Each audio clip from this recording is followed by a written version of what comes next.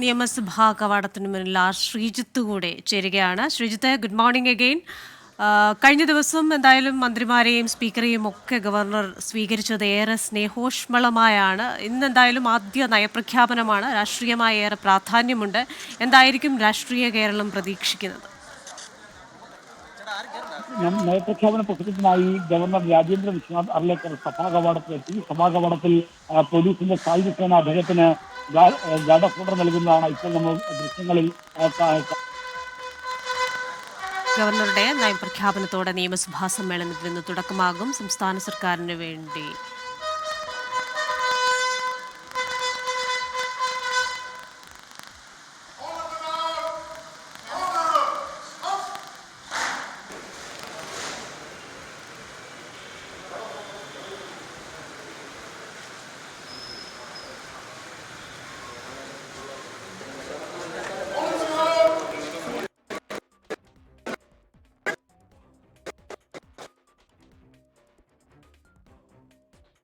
തന്റെ ആദ്യ നയപ്രഖ്യാപന പ്രസംഗത്തിനായി പുതിയ ഗവർണർ സഭയിൽ എത്തിയിരിക്കുകയാണ്.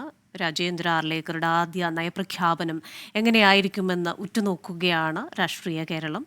ഇന്ന് കേന്ദ്ര സർക്കാരിനെതിരായ വിമർശനങ്ങൾ അദ്ദേഹത്തിന്റെ നയപ്രഖ്യാപനത്തിൽ ഉണ്ടാകുമോ? അത്തരം വിമർശനങ്ങൾ ഒഴിവാക്കുമോ? 5 വർഷവും 3 മാസവും നീണ്ട സംഭവബഹുലമായ വിവാദങ്ങൾ നിറഞ്ഞ ഒരു ടേമിന് ശേഷം ഗവർണർ ആരിഫ് മുഹമ്മദ് ഖാൻ കേരളത്തിൽ നിന്ന് സ്ഥാനമൊഴിഞ്ഞ് പുതിയ ഗവർണർ വരുമ്പോൾ കേരളവും ഉറ്റുനോക്കുകയാണ്. പുതിയ ഗവർണറും സർക്കാരും തമ്മിലുള്ള ബന്ധം ഏതു രീതിയിലായിരിക്കും? ഇപ്പോൾ ഗവർണറെ സ്വീകരിക്കുകയാണ് മുഖ്യമന്ത്രിയും സ്പീക്കറും ചേർന്ന്. ഗവർണർ നിയമസഭയിലെത്തി അല്പസമയത്തിനകം അദ്ദേഹത്തിൻ്റെ ആദ്യ നയപ്രഖ്യാപന പ്രസംഗത്തോടുകൂടെ നിയമസഭാ സമ്മേളനം ആരംഭിക്കും.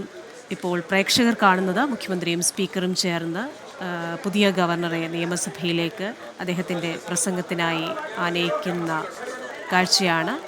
ഉടൻ തന്നെ നയപ്രഖ്യാപനമുണ്ടാകും. ശ്രീജിത്ത് വീണ്ടും ചേരുന്നു. ശ്രീജിത്ത്, തുടരാം.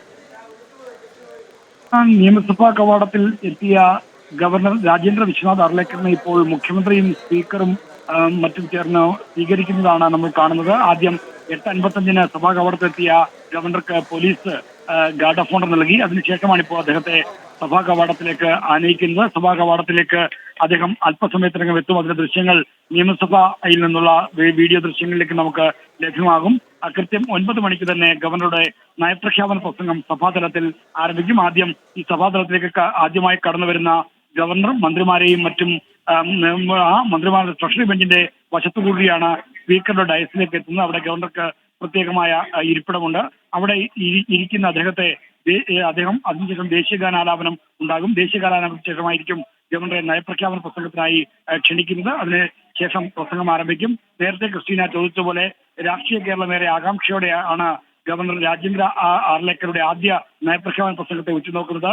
കേന്ദ്ര സർക്കാരിനെതിരെയും മറ്റും ഈ നയപ്രഖ്യാപന പ്രസംഗത്തിൽ ഉള്ള വിമർശനങ്ങൾ അതേപടി വായിക്കാൻ ഗവർണർ രാജേന്ദ്ര വിശ്വനാഥ് ആർലേക്കർ തയ്യാറാകുമോ, അതോ ആരിഫ് മുഹമ്മദ് ഖാനെ പോലെ അദ്ദേഹം എതിർപ്പിന്റെ ശബ്ദം ഉയർത്തുമോ തുടങ്ങിയ കാര്യങ്ങൾ ചോദ്യമായി ഉയരുന്നുണ്ട്. എന്തായാലും ഇപ്പോൾ ഗവർണർ സഭാ കവാടത്തിലേക്ക് നടന്ന് കയറുകയാണ്. ഇപ്പോൾ ഗവർണർ സഭാ കവാടത്തിലേക്ക് പ്രവേശിക്കുന്നു എന്നുള്ള അറിയിപ്പ് സഭയുടെ ചീഫ് മാർഷൽ നൽകും. അതിനുശേഷമായിരിക്കും അദ്ദേഹം അകത്തേക്ക് കടന്നു വരിക. എന്തായാലും അതിനുള്ള ക്രമീകരണങ്ങളെല്ലാം ഒരുക്കിയിരിക്കുന്നു. ഇപ്പോൾ ഗവർണർ സഭാതലത്തിലേക്ക് പ്രവേശിക്കുകയായി.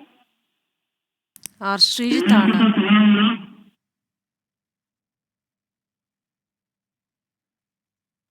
ഇപ്പോൾ ഗവർണർ നിയമസഭാ കവാടത്തിലേക്ക് കടക്കാനുള്ള അറിയിപ്പ് നൽകിയിരിക്കുകയാണ് ചീഫ് മാർഷൽ. അദ്ദേഹം നിയമസഭാ കവാടത്തിലെത്തും. അതിനുശേഷം അദ്ദേഹത്തെ സ്പീക്കറും മുഖ്യമന്ത്രിയും അടക്കം സ്വീകരിച്ച് നിയമസഭയിലേക്ക് എത്തിക്കും. അതിനുശേഷം അദ്ദേഹത്തിൻ്റെ ആദ്യ നയപ്രഖ്യാപന പ്രസംഗമുണ്ടാകും. ആ നയപ്രഖ്യാപനത്തിൽ എന്താവും ഉണ്ടാവുക എന്ന് ഉറ്റുനോക്കുകയാണ് രാഷ്ട്രീയ കേരളം. ഇപ്പോൾ ഗവർണർ നിയമസഭാ കവാടത്തിലൂടെ കടന്ന് നിയമസഭയിലേക്ക് എത്തിയിരിക്കുകയാണ്. 9 മണിക്ക് തന്നെ ആദ്യ നയപ്രഖ്യാപന പ്രസംഗം ഉണ്ടാവും.